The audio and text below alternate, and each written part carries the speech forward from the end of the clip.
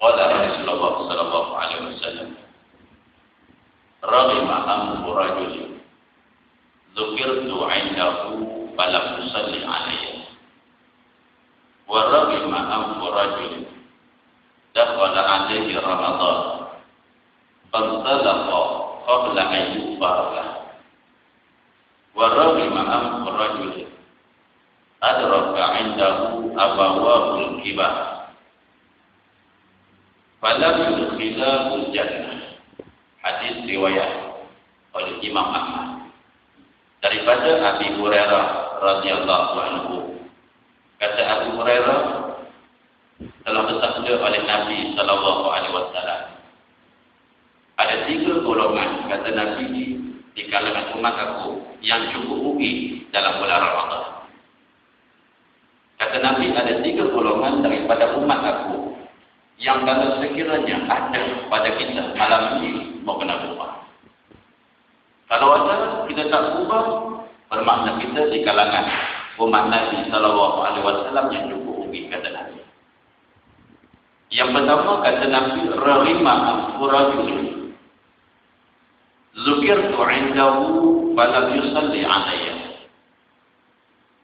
Ruginya, kata Nabi, ataupun hinanya di kalangan umat aku, kata Nabi, bila mana disebut nama aku, falam yusalli 'alayya, dia tak jawab balik selawat dekat atas aku, kata Nabi. Yang ini di kalangan mereka yang berat lidah, di kalangan mereka di kalangan mereka yang cukup malas untuk selawat ke atas Nabi sallallahu alaihi wasallam.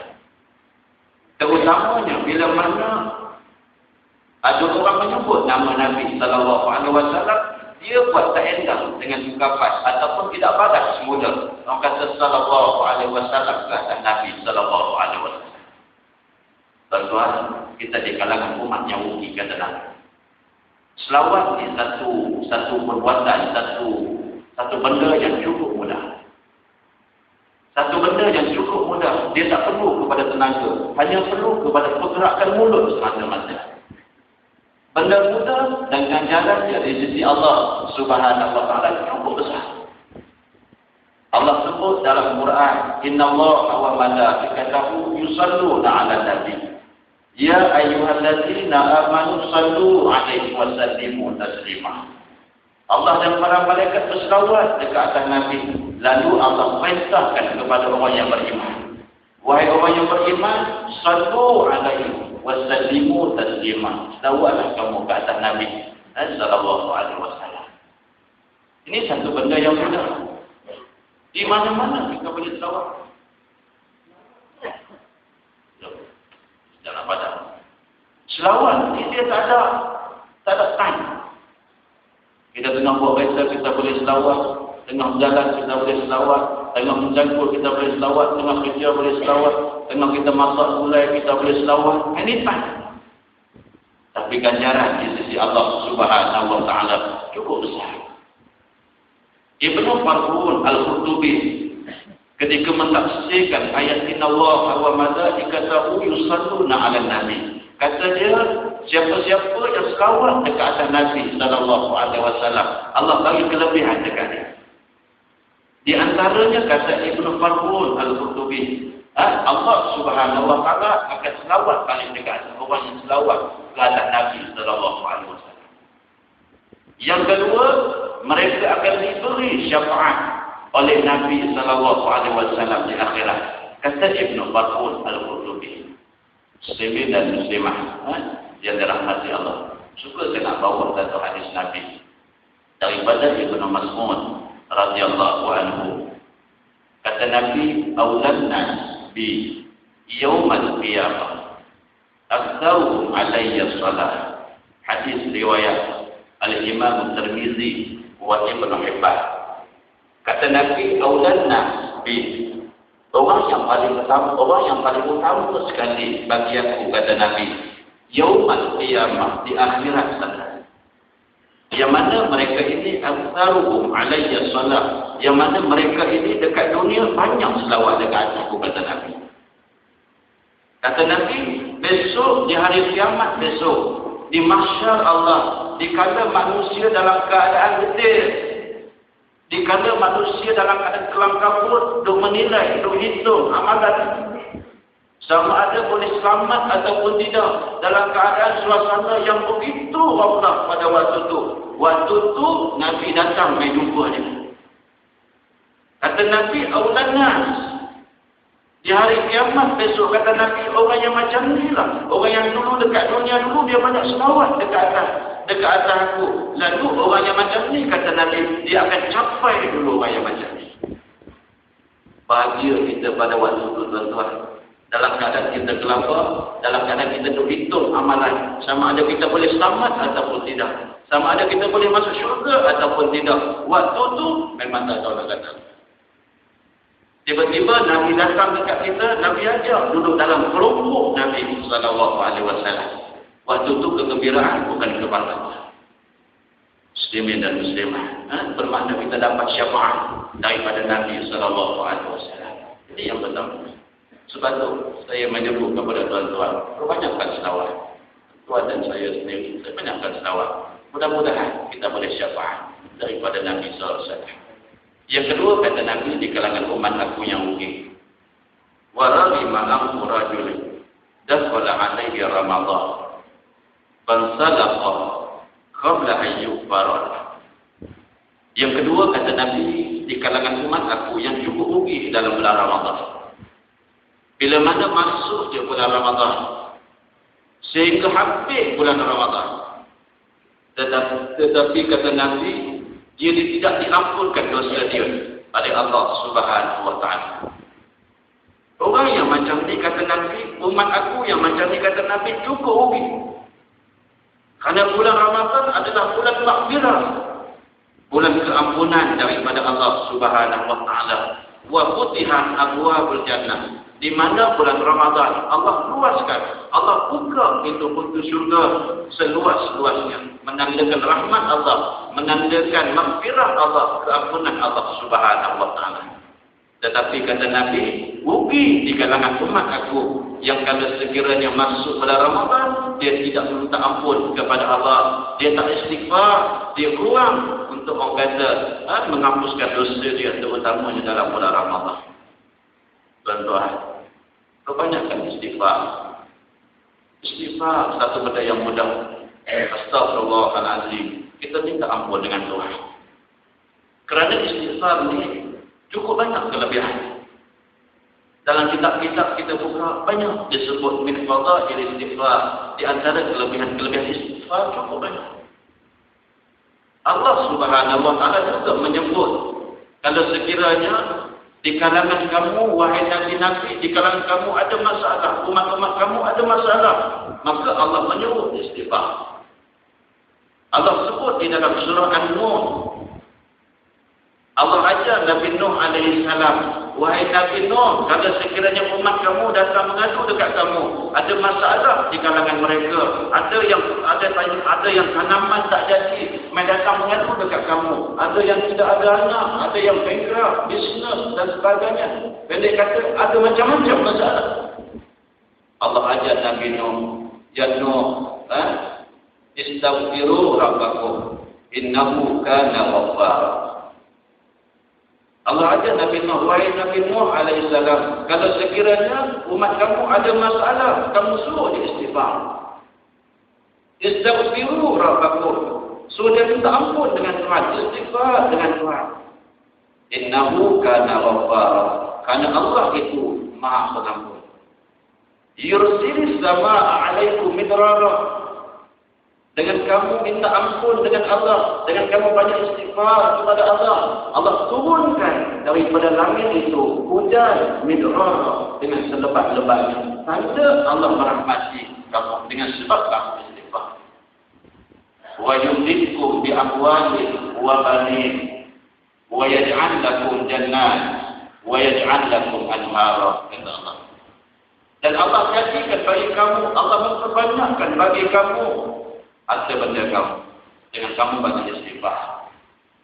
Wa yumditkum bi amwalin wa banin, dan anak pinak kamu Allah memperbanyakkan bagi kamu.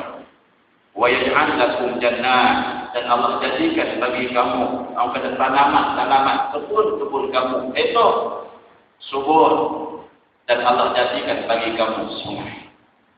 Maka ayat ini mengatakan bahawa saja perintah daripada Allah. Kalau sesiapa yang ada masalah, Allah suruh istighfar. Allah suruh istighfar. Apapun masalah yang berlaku di kalangan kita, maka Allah perintah suruh istighfar.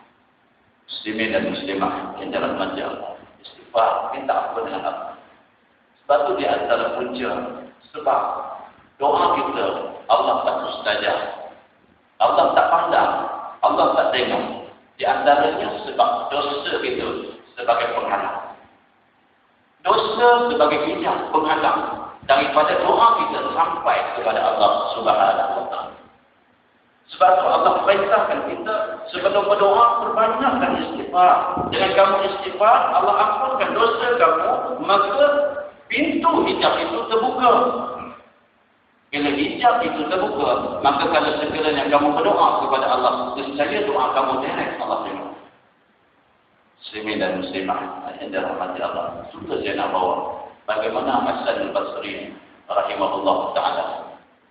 Hasan al-Basri dia cerita orang mari datang jumpa dia, mengadu ada masalah, ada yang kerugian, ada yang bankrupt, ada yang kata kebun tak jadi, ada yang tak ada anak. Saya datang jumpa dia. Jawapan dia satu je.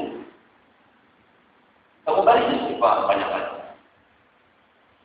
Itu ketua yang Hasan al-Basri bagi tahu. Dia kata kalau kamu ada masalah, perbanyakkan istighfar. Begitu juga Syekhul Islam Ibn Taymiyah rahimahullah taala.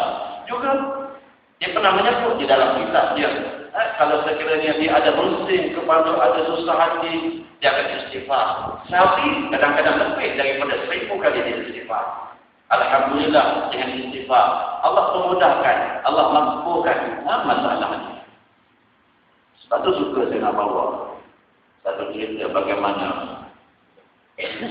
berlakunya kepada Imam Ahmad Ibn Hanbal.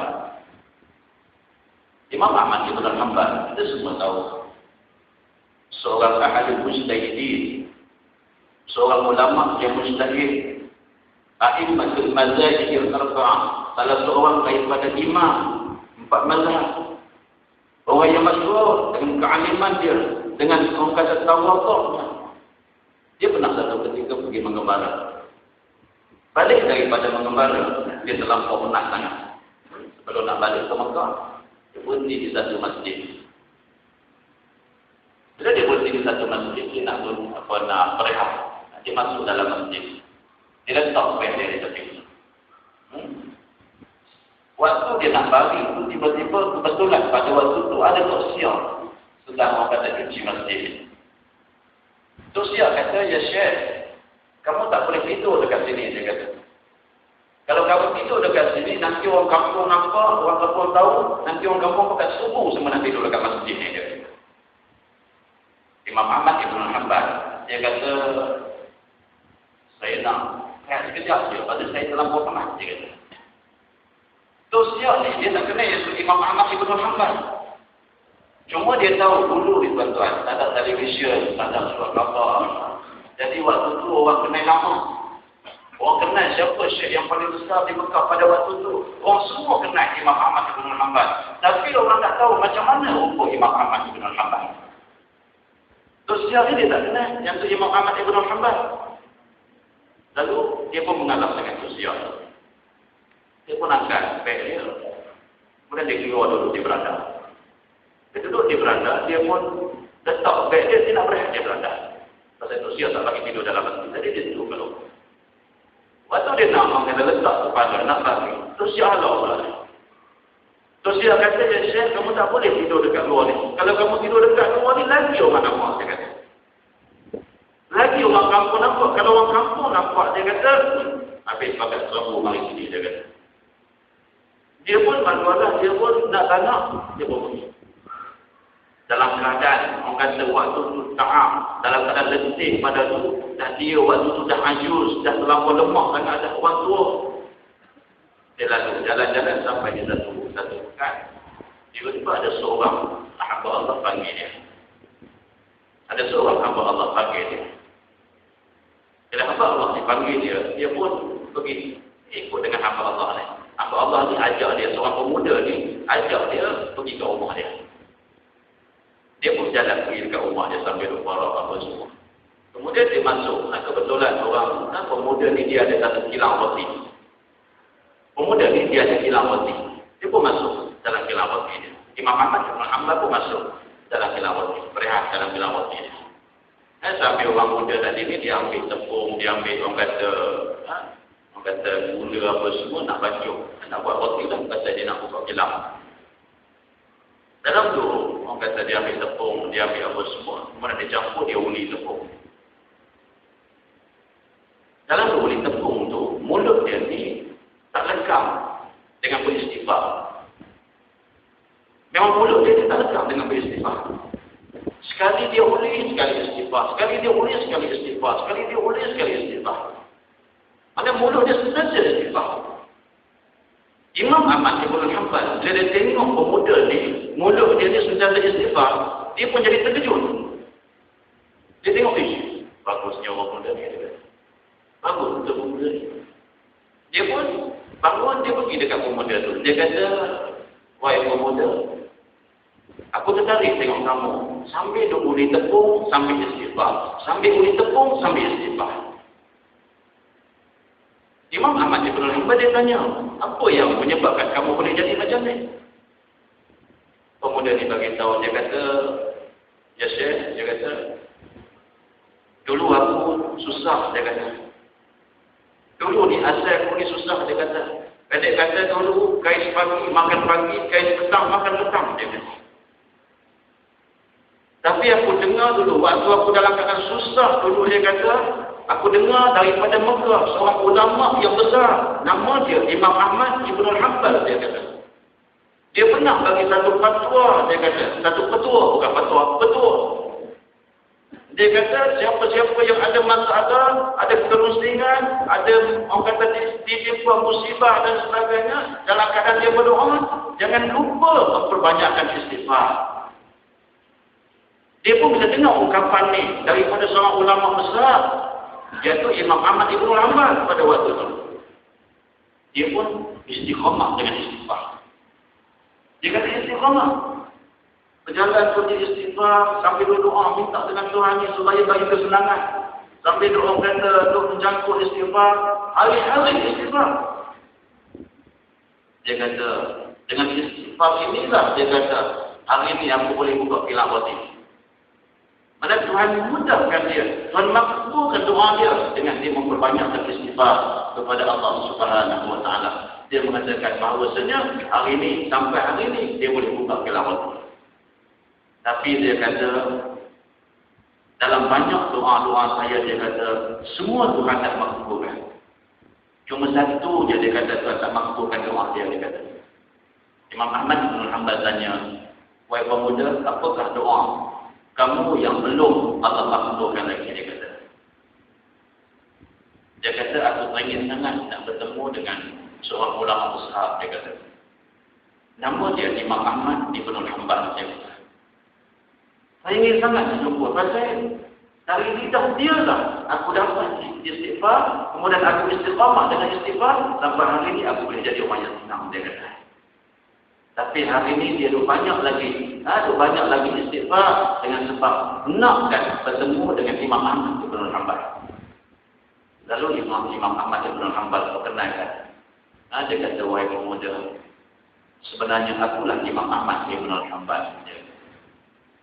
Pemuda ni dalam keadaan uli tepung, bila seorang tua tadi ni mengaku bahawa dia ni Imam Ahmad bin Hanbal terlepas tepung yang diuli tadi. Tepung yang diuli tadi sambil istighfar terlepas. Dia pun beralih kepada Imam Ahmad bin Hanbal. Dalam keadaan beralih, dia peluk Imam Ahmad bin Hanbal sambil meleleskan air mata. Imam Ahmad bin Hanbal kata, dengan kamu istighfar, Allah makbulkan doa kamu untuk bertemu dengan aku, kata Imam Ahmad bin Hanbal. Sebab itu tuan-tuan muslimin yang dirahmati Allah, kadang-kadang ada masalah istighfar. Ini banyak Allah. Mudah-mudahan dengan istighfar itu boleh memberi orang kata ketenangan kepada kita. Mudah-mudahan macam itu. Ini Yang kedua. Kemudian yang ketiga kata Nabi, wa rahimaham rajulin adraka 'indahu abawahu kibar falam yudkhilahu jannah, kata Nabi.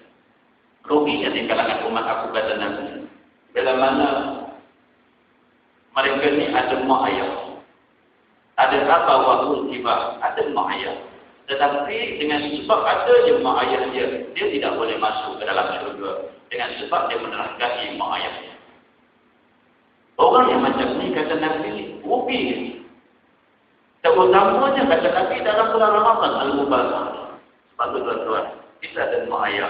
Bulan ni banyakkan orang kata bermaaf-maafan dengan mak ayah. Rapatkan hubungan di antara kita dengan mak ayah kita. Kerana keberkatan hidup kita, kalau sekiranya kita menepikan mak ayah kita, hilang keberkatan. Beza dengan orang yang ada mak ayah, orang yang sanjung dengan mak ayah dia, dengan ibu dia. Sebab tu banyak sejarah membuktikan benda ni. Dalam Quran juga disebut, وَلَا تَقُلْ لَهُمَا أُفٍّ وَلَا تَنْهَرْهُمَا وَقُلْ لَهُمَا قَوْلًا كَرِيمًا. Jangan kamu kata bagi kedua ibu bapa kamu ampun. Ampun Allah Subhanahu wa taala, tak lagi kita kata macam tu. Apatah lagi kita kencing dia, apatah lagi kita habis dia, apatah lagi kita menampar dia. Wa qul lahumā qawlan karīmā. Dan kata bagi kedua mereka ini, ibu bapa kamu, dengan ungkapan, dengan kalam yang cukup lembut. Muslimin dan muslimah yang dirahmati Allah. Juga saya nak bawa satu cerita bagaimana berlaku di zaman Nabi SAW. Seorang pemuda, nama dia Wa'il ibn Khattab. Seorang pemuda yang susah nak menghembuskan nafas yang terakhir. Pendek kata, susah nak mati. Sayyidina Ali radhiyallahu anhu pada waktu itu dia dipanggil untuk pergi melihat Wa'il ibn Khattab. Sayyidina Ali pun pergi ke rumah Wa'il ibn Khattab. Bila pergi, Sayyidina Ali pun tengok Wa'il ibn Khattab, kemudian ajar Wa'il ibn Khattab untuk mengucap, tapi tak boleh tidur. Macam-macam cara buat, tak boleh. Bila dah boleh jadi macam ni, Wa'il dalam keadaan kasar, dalam keadaan menderita, dalam keadaan berkabung, dalam keadaan orang kata dalam keadaan susah nak mati. Sayyidina Ali karamallahu wajhah, lalu dia pergi jumpa dengan Nabi. Dia jumpa dengan Nabi. Dia beritahu dengan Nabi, ya Rasulullah, Wa'il ibn Khattab ni susah sangat nak mati. Pasal apa tak tahu. Susah, dia dalam keadaan kasar. Dia kata bertarung dengan ajal dan maut. Nabi pun pergi rumah Wa'il. Bila sampai dekat rumah Wa'il, Nabi naik, kemudian Nabi masuk dalam bilik Wa'il. Yang pertama sekali, Nabi tatap muka Wa'il. Nabi tengok muka Wa'il ibn Khattab. Kemudian ungkapan yang keluar, yang pertama sekali keluar daripada lidah Nabi SAW. Nabi tanya kepada mereka yang ada di situ pada waktu itu. Nabi tanya, Wa'il ibn Khattab ni ada ibu ke tidak? Ini ungkapan yang pertama keluar daripada lidah Nabi. Nabi tanya, Wa'il ini ada mak ke tidak? Kebetulan isteri dia ada di sebelah. Isteri dia kata dia ada mak.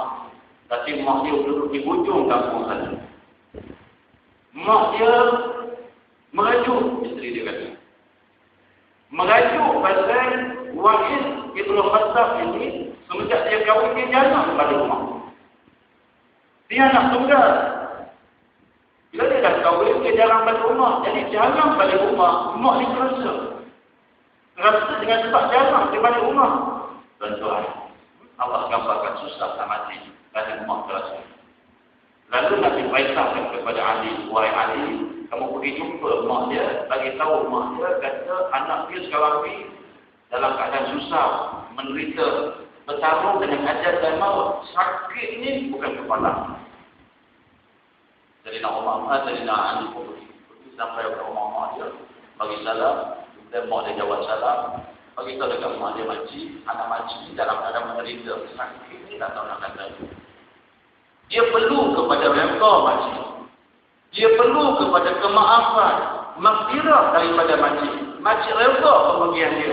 Kerana selagi makcik tak redha dia, makcik tak ampunkan dia, selagi itu dia menderita dalam keadaan azab pada muka kesenangan. Mak dia pun dalam keadaan waktu terasa lagi. Mak dia kata, biar dekat dia lah. Dia dulu masuk dekat dunia, masuk senang dulu, dia tak ingat aku. Macam tu dia kata. Dia kata, mak dia tak mau. Masih kelas hati lagi pada waktu. Lalu Sayyidina Ali pun balik jumpa dengan Nabi. Dia kata, ya Rasulullah, mak dia ni lawyer penting lah, banyak. Banyak sangat ni, kamu. Lalu, Nabi kata, tak apa, jom kita pergi sekali. Nabi pun pergi sekali. Dan Nabi pergi sekali sampai dekat rumah mak dia. Nabi pun bagi salam, jumpa dengan mak dia, kata, makcik, anak makcik ni sakit, tak tahu nak kata dalam reda, dia perlu reda makcik, dia perlu restu makcik, macam tu lah dia dekatkan dia kata macam tu. Ringkaskan, mak dia pun dia kata tak mau, dia cakap benda yang sama dulu. Dia kata mak dia ni masuk rasa dia tak mau maafkan anak dia. Lalu Nabi pun Allah bagi satu hikmah kebijaksanaan kepada Nabi. Lalu Nabi bagi tahu dekat mak dia, makcik, kalau sekiranya makcik tak mau maafkan anak makcik, kami semua ni pun tak sanggup tak tengok Wahid Ibn Khattab ini dalam keadaan menderita. Dalam keadaan orang kata bertarung dengan ajal dan maut, sakit, kami tak sanggup tak tengok. Kalau makcik tak mau maafkan dia, saya nak perintah kepada sahabat saya suruh cari kayu api. Saya nak perintah kepada sahabat saya cari kayu api dan kami akan nombor depan rumah makcik ni. Kemudian kami akan bakar kayu api ini, biar api menyala. Kemudian bila api dah menyala, kami akan ambil anak makcik Wahid Ibn Khattab ini dan kami akan umpan ke dalam api. Mak dia waktu tu, bila dengar kata nak umpan anak dia dalam api, temperature tengah hot, turun. Waktu tu, dalam keadaan marah, dalam keadaan orang kata, orang kata benci dekat anak dia, dengar kata orang nak buat apa dekat anak dia, dia pun tak sanggup nak tengok. Dia pun bila mana dengar Nabi kata macam tu, dia pun nak pergi rumah Wahid Ibn Khattab. Dia pun pergi rumah Wahid Ibn Khattab. Bila sampai dekat rumah Wahid Ibn Khattab, sampai dia pun masuk naik, dia tatap muka anak dia. Kemudian dia cium muka anak dia. Dia reda anak dia. Lalu Wahid Ibn Khattab dapat meneruskan nafas yang terakhir dengan baik. Ini gambaran yang Nabi SAW nak tunjuk, nak bagi tahu dekat kita. Dengan sebab sikit dia terasa mak sampai hari ini payah nak mati. Wahid Ibn Khattab susah nak mati. Kadang-kadang tuan-tuan, mak kita ni, dia kadang-kadang dia pangat sikit sekejap je. Kadang-kadang dia halau kita daripada rumah. Dia kata, aku harap kamu pindah rumah aku. Waktu tu, temperature dia tengah naik. Waktu tu dia tengah dalam keadaan orang kata marah. Tapi sebenarnya dia sayang dekat kita. Dalam keadaan macam tu, cuba tengok selepas daripada tu. Dia mesti dia akan menyesal Allah silap anak-anak. Ada orang yang jumpa kata, Ustaz, saya 7 tahun tak pernah balik. 7 tahun tak pernah balik. Dia kata, pasal apa kamu tak balik? Raya ni kamu balik, saya kata. Tahun lepas, bukan tahun lepas. Raya ni mana? Dia kata dia balik raya. Saya kata, mak kamu bukan benci dekat kamu, dia kata. Mak dia halau dia kata semenjak dia kahwin dengan perempuan yang dia suka, mak dia tak suka. Dia kata 7 tahun dia dah ada anak 3 dah, dia kata. Mak dia harapkan dia pijak kaki dekat rumah. Dia pun tak pernah balik. Saya kata dekat dia, mak kamu sebenarnya sayang dekat kamu. Kalau kamu tak percaya, mak kamu sayang dekat kamu. Kamu try tanya adik kamu try tanya abang kamu try tanya kau kamu. Ada tak mak kamu ni tanya dekat abang kamu pasal kamu, tanya dekat kak kamu pasal kamu? Dia kata memanglah ada, Ustaz. Ini bermakna mak kamu sayang kamu. Kalau kamu saya kamu try balik. Baru ni jumpa dia kata alhamdulillah, dia kata makin mesra, dia kata makin bahagia. Sejak balik mak pun sayang dekat dia pun sama-sama sayang dekat mak. Dia kata itu adalah Muslimin dan Muslimah jajaran masyarakat. Lepas tu ada mak ayah balik jumpa dengan mak ayah, minta restu dengan mak ayah. Ada sanksi dalam keluarga kita, apa masalah kita tak bahagia, kita kena cek di antaranya dengan sebab kita abaikan mak kita. Wallahu akhrajakum fi butuni ummahatikum la ta'lamuna syai'an. Allah yang mengeluarkan kamu daripada perut ibu kamu. Allah keluarkan kita daripada perut ibu kita. Hal keadaan kita la ta'lamuna syai'an. Hal keadaan kita ni tak tahu apa-apa. Dalam keadaan dia jaga kita, lahir pun dah sakit ni, tak tahu nak kata lah. Kemudian jaga malam, kemudian dia ni ajak kita, kemudian dia taruh macam-macam, orang kata. Kadai macam-macam, ada benda nak bagi kita ni berjaya. Masuk universiti, jual gelang, jual orang kata macam-macam. Tapi hari ni, bila kita dah berjaya, kita lupa dekat ni. Bila kita dah berjaya, mak kita dalam keadaan orang kata, panggil nama pun tak berapa nak buat, jalan tak berapa nak buat dah. Pada waktu itu kita sendiri tak boleh nak jaga ni. Muslimin dan muslimah yang dirahmati Allah. Kadang-kadang nak bawa mak naik kereta pun malu. Oh, nak boleh tanggung mak ni. Kita ada kereta besar, kita mewah, malu nak bawa mak pasal mak orang kampung. Atau orang kata, macam mana doa kita nak berstajah? Sebab tu tuan-tuan, di antara pilihan yang kita boleh ambil daripada kisah ni, maka jagalah mak kita. Tu pendek kata macam tu. Dia kata macam tu, ada mak, pada hari ni ada mak, balik jumpa mak. Rasa dekat mak, minta rasa dengan mak. InsyaAllah ada keberkatan di dalam hidup kita. Jangan cukuplah sekadar tu, segera ringkas pada malam. Ingatlah hadis Nabi SAW yang pertama sekali kata Nabi, perbanyakkan selawat dekat atas Nabi. Dan tidak mana ada orang sebut nama Nabi, jangan lupa untuk jawab selawat dekat atas Nabi. Yang kedua kata Nabi, perbanyakkan istighfar, minta ampun dengan Allah, terutamanya dalam Ramadan. Yang ketiga kata Nabi, kalau ada mak ayah, jangan lupa berbaik-baik dengan mak ayah. Tapi kita ingat, dalam keadaan kita minta ampun dengan Allah, istighfar dengan Allah, jangan lupa satu benda yang cukup besar. Dalam keadaan kita istighfar, jangan buat satu benda yang boleh menyebabkan istighfar kita tidak diterima oleh Allah. Di antaranya syirku billah, syirik dengan Allah. Ataupun syak dengan ayat Allah, syak dengan hukum Allah, syak dengan perantaraan Allah Subhanahu wa taala. Ini tolong betul. Sebelum kita istighfar. Kalau tidak, tak ada guna istighfar kita. Tak ada guna kata kita minta ampun kepada Allah Subhanahu wa taala. Ada sucikan syirik ini kepada Allah Subhanahu wa taala, yakni bi taubatin nasuha, dengan taubat yang sungguh-sungguh kembali kepada Allah Subhanahu wa taala. Hadis riwayat oleh Imam Muhammad. Hadis Muslimin dan Muslimah yang dirahmati Allah. Dengan cukuplah sekadar itu. InsyaAllah kita akan berjumpa.